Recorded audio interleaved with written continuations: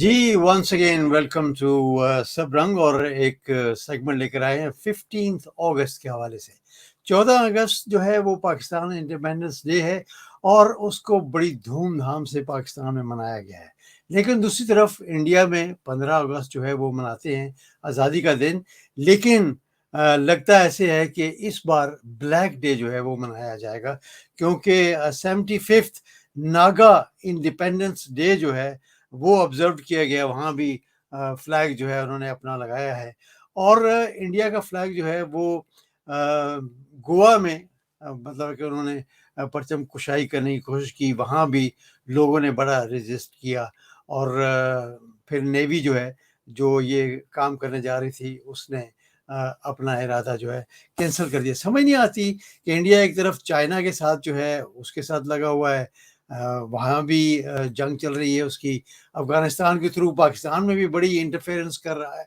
और जो फार्मर्स हैं वो भी सड़कों पे थे। और देखें ये कश्मीर में क्या हो रहा है। कश्मीर में तो लोग जो हैं, ये एक तस्वीर है और ये दो रुख है। एक तरफ कश्मीर के लोग जो हैं वो पाकिस्तानी झंडा उठा के हमेशा जो हमारा इंडिपेंडेंस डे है पाकिस्तान का वो मनाते थे, और दूसरी तरफ वीरान तस्वीर आपको नज़र आ रही है जो कि आजकल है, क्योंकि इंडिया ने मकबूजा कश्मीर को एक बहुत बड़ी जेल जो है दुनिया की वो बना दिया है। तो वैसे जो क्रिश्चियंस हैं वो भी, ये देखिएगा, ये एक साहब हैं इनके बीजेपी और आरएसएस के लीडर राजेश्वर सिंह, इन्होंने दिसंबर 2014 में एक बयान दिया है कि Muslims and Christians will be wiped out of India by December 31st 2021। तो इस किस्म के बयान जो हैं ये दे रहे हैं। दूसरी तरफ जो मकबूजा कश्मीर के लीडरान हैं वो मुबारकें दे रहे हैं हमारे इंडिपेंडेंस डे पर। और ऑस्ट्रेलिया में ये शख्स जो है इसने हमला किया है सिखों की गाड़ियों पे। तो दुनिया में भी ये इंडिया जो है नफरतें फैलाने की कोशिश कर रहा है। और पाकिस्तान के साथ सिर्फ बॉर्डर पर ही नहीं, वैसे भी पानी का भी बहुत मसला है, उस पर भी हम बात करेंगे। हमारे साथ इफ्तिखार चौधरी साहब जो हैं वो मौजूद हैं। जी अस्सलाम वालेकुम सर। वालेकुम सलाम काई साहब। जी आपको आवाज़ ठीक आ रही है सर? जी बिल्कुल ठीक आ रही है जी। जी इफ्तिखार भाई, जो इंट्रो में मैंने कुछ दो चार बातें की हैं, इस पर क्या कहेंगे आपके? ये इंडिया जो है आज अपना आज़ादी का दिन मना रहा होगा, लेकिन हम समझते हैं कि it is a black day for India. जी जी जी काजी साहब, इंडिया में ब्लैक डे नहीं मनाया जा रहा, पूरे दुनिया में इंडिया के खिलाफ जो ब्लैक डे मनाया जा रहा है, और इंडिया के अंदर जो मुख्तलिफ माइनॉरिटीज हैं वो सब ब्लैक डे मना रही हैं।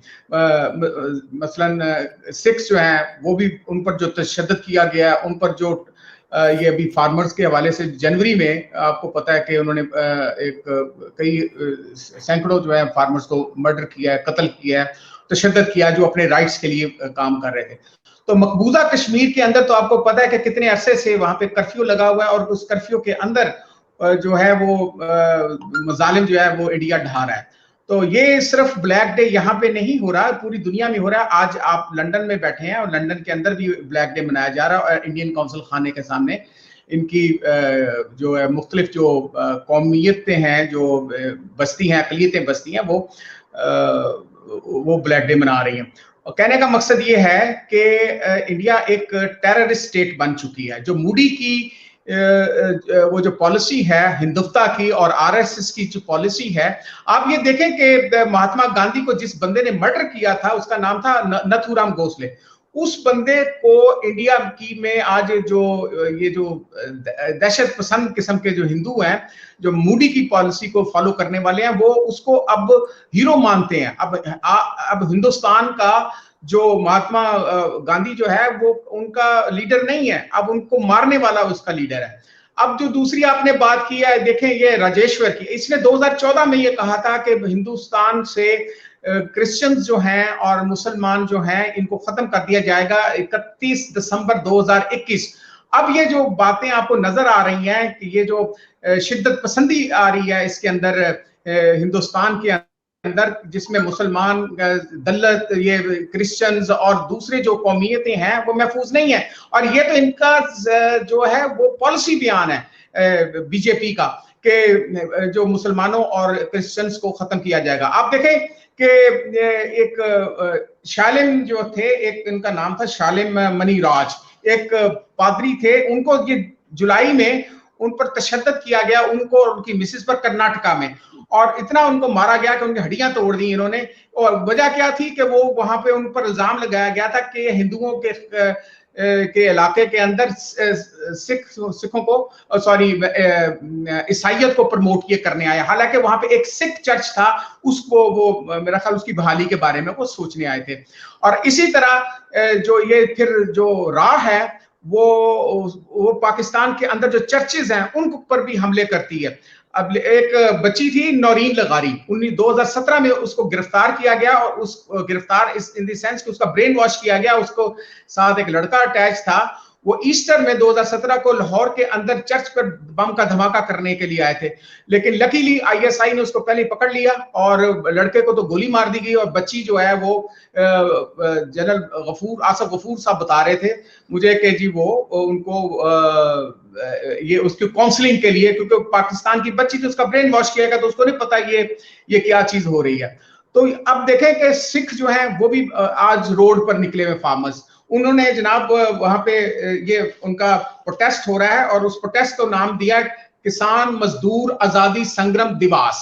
ठीक है ना, ये सारे किसान बाहर निकले, और ये किसान इसलिए नहीं निकले कि सिर्फ 3 जो हैं उनके पॉइंट्स हैं, जो मूडी की जो आप देखें कि जिद, आप देखें कि वो इतनी ज्यादा है कि वो किसानों के साथ बात करने के लिए तैयार नहीं है। और इसी तरह अब ये जो फिर जाहिर है कि इंसान के अंदर रिएक्शनरी जो आपके अंदर जो एलिमेंट्स होते हैं वो बाहर आना शुरू हो जाते हैं। अब वहां पे एक नया फसाद इन्होंने शुरू किया कि सतलुज का जो पानी है, जो उसको उन्होंने दरिया जमुना, और ये जमुना जो है ये दिल्ली के इर्द गिर्द ये बहता है, उसके करीब, उसको पानी जो है वहां से नहरें निकाली है, जिसको SYL कहते हैं, सतलुज यमुना लिंक। तो वहां पे जो इनको पानी जो निकालने की वजह से जो रिवर बेड है, यानी जो पानी का बेड है वो यानी वाटर बेड जो है पंजाब का, वो नीचे चला गया, जिसकी वजह से किसान जो हैं वो बहुत ज्यादा बदहाली का शिकार हो गया। वहां पे फसलें जो हैं वो बंजर होना शुरू हो गई हैं वहां पे, और वो किसानों ने डेट्स लिए हुए थे, यानी लोन लिए हुए थे, कर्जे लिए हुए, तो उनको अदा नहीं हो रहे, तो खुदकुशियां हो रही हैं वहां पे।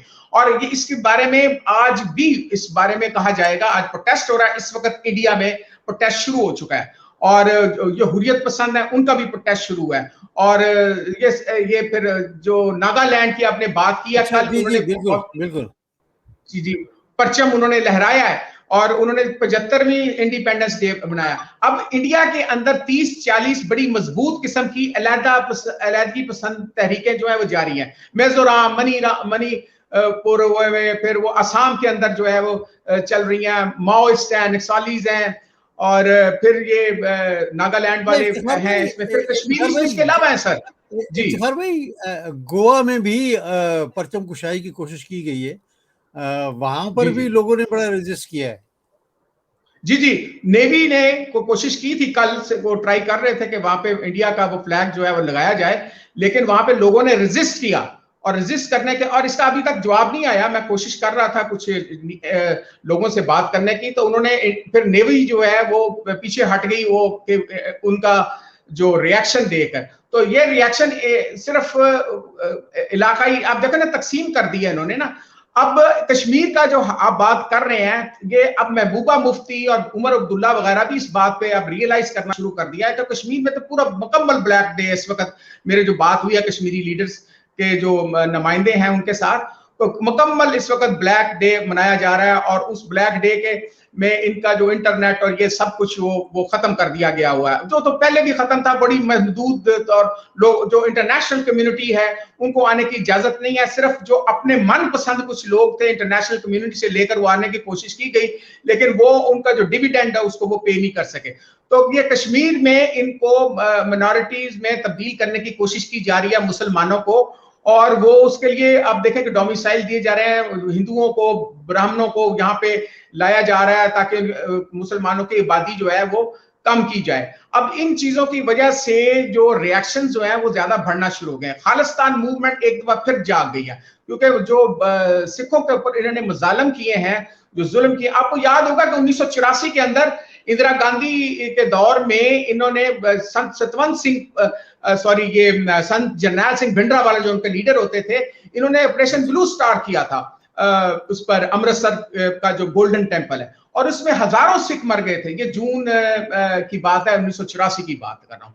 तो उस वक्त फिर इंदिरा गांधी जो प्राइम मिनिस्टर थी, तो उस वक्त फिर जब इन पर इतना जुल्म हुआ, ज्यादा रिएक्शन बनना था, खालिस्तान मूवमेंट के जो एलिमेंट्स वो पैदा होना शुरू हो गए थे, और उस वजह से फिर ये जो उस गोल्डन टेम्पल के बाद फिर इंदिरा गांधी को 31 अक्टूबर 1984 को मर्डर कर दिया गया था। और उसको मर्डर किसने किया था? दो गार्ड्स ने जो सिख थे, और एक का नाम बेअंत सिंह था, दूसरे का नाम सतवंत सिंह था। और उस वजह से फिर जब ये पूरे हिंदुस्तान में फैल गया, फिर बाद में इनको कूल डाउन करने के लिए कांग्रेस ने मनमोहन सिंह को प्राइम मिनिस्टर बनाया था जब सोनिया गांधी की गवर्नमेंट आई थी। तो मेरा कहने का मकसद ये है कि हिंदुस्तान इस वक्त जो रोल, एक सवाल और ले लें इफ्तिखार भाई, कि ये जो इंडिया का रवैया है और मोदी गवर्नमेंट का इस वक्त, वो दुनिया में बड़ी नफरत फैला रहा है, क्योंकि ऑस्ट्रेलिया में भी कुछ सिखों को, कुछ हिंदुओं ने जो है उनकी गाड़ियों को तोड़ा फोड़ा और उनको भी मारा। तो ये इंटरनेशनल कम्युनिटी जो है ये क्यों नहीं इस चीज पर बोल रही?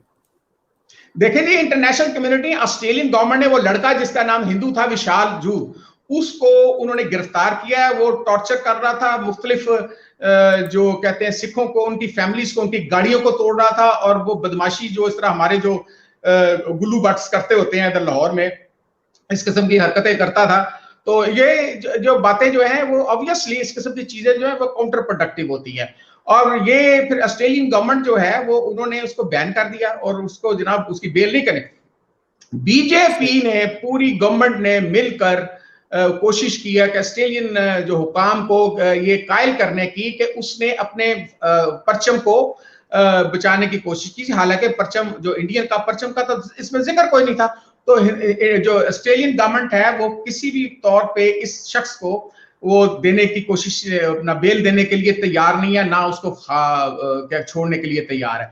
तो हिंदुस्तान जो इस वक्त है एक टेररिस्ट स्टेट बन चुका है, और इस टेररिस्ट स्टेट के अंदर आप ये देखें कि पूरा जो खिता है साउथ एशिया का, वो एक तरह का एक इम्बैलेंस उसमें क्रिएट हो रहा है। अब जाहिर है पाकिस्तान की जो एजेंसीज हैं, पाकिस्तान की जो आर्मी है, वो पूरी कोशिश करेगी। वो तो अपने सरहदों की दफा करने के साथ साथ इनके अंदर जो इनके मोल्स बैठे होंगे, या इनके अंदर पाकिस्तान के अंदर को जो होंगे, तो उनको वो छोड़ा नहीं जा रहा। वो कहीं किसी भी ऐसे से होगा, वो आज नहीं तो कल पकड़े जाते हैं, लेकिन उनके ऊपर वो काम कर रहे हैं पाकिस्तानी जो एजेंसीज हैं, पाकिस्तान आर्मी है, और पाकिस्तान की दूसरी जो सिक्योरिटी फोर्सेज हैं, वो पूरी तरह से काबिल अमल है। जी कैसा जी इफ्तिखार भाई, बहुत बहुत शुक्रिया आपका, थैंक यू वेरी मच। और उम्मीद करते हैं कि इंडिया और पाकिस्तान दोनों जो हैं वो अपनी आवाम का सोचें और मुज़ाकरात जो हैं उस पर आएँ। जी क्या कहना चाह रहे हैं आप? मैं एक छोटी सी बात करूंगा। कल 14 अगस्त के मौके पर मूडी ने एक क्या कहते हैं अपने हिंदुस्तान का जो तर्जमान की हैसियत से उसने एक पाकिस्तान के खिलाफ एक इंतहाई बकवास किस्म की उसने हरकत की है। वो हरकत नाकाबिले माफी है। और उसने कहा था कि पाकिस्तान को एक हॉरर डे, ये 14 अगस्त हॉरर डे के तौर पर मनाया जाएगा, याद रखा जाएगा।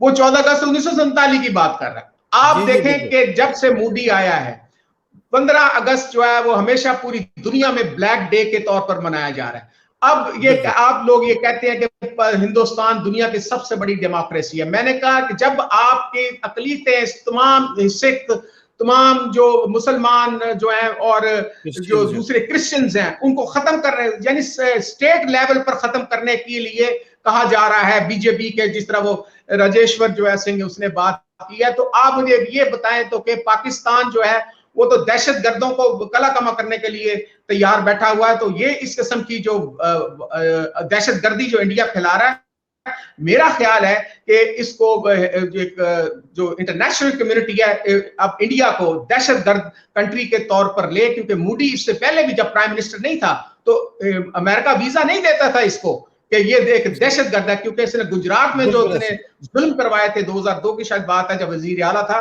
तो इस सोच को, ये हिंदुत्व की, ये जो हॉलोकास्ट, जो नाजीज्म जो है ये फैला रहा है, इसको पूरी दुनिया को इसको इस एंगल से देखना चाहिए कि हिंदुस्तान को अब जो एक सिविलाइज कंट्री के तौर पर ना लिया जाए, एक जो दूसरी वेस्ट के अंदर और अमेरिका के अंदर जो मुख्तलिफ जो हमारी इंटरनेशनल कम्युनिटीज के थिंक टैंक्स भी हैं। थैंक यू वेरी मच कैसा जी, बहुत बहुत शुक्रिया इफ्तिखार भाई, थैंक यू वेरी मच। और यही था, ये एक छोटा सा सेगमेंट था, लेकिन दोनों हुकूमतों को, पाकिस्तान को भी और इंडिया को भी चाहिए कि मिल बैठें और मुज़ाकरात जो हैं वही हल है, और दोनों मुल्कों की आवाम जो है अगर मसले मसाइल हल हो जाते हैं तो वो ज़्यादा खुशहाल होंगे। अब तक इतना ही, अगले प्रोग्राम तक इजाज़त दीजिएगा। अल्लाह हाफ़िज़।